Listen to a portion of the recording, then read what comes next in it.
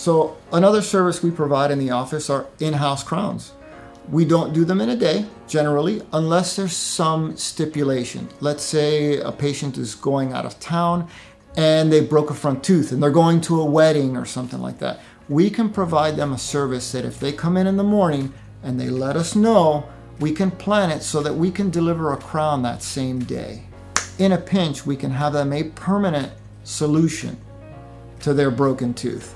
That's a service that we love to provide for patients, right? If you need something quick, it's possible. If we know ahead of time and we can plan, we can get that done for you.